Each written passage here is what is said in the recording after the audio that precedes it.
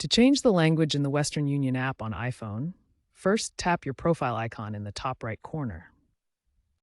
Next, select Settings from the menu.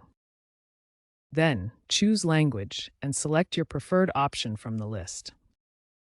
On Android, first access the menu by tapping the three lines icon.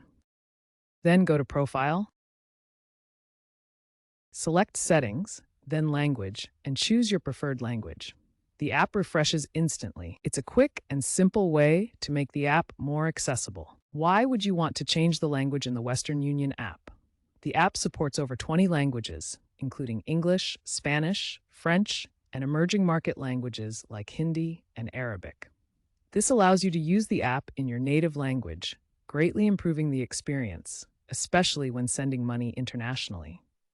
The app uses app-level localization, meaning it adapts only the app interface without changing your device's overall language settings. Keep in mind that language options can vary by region.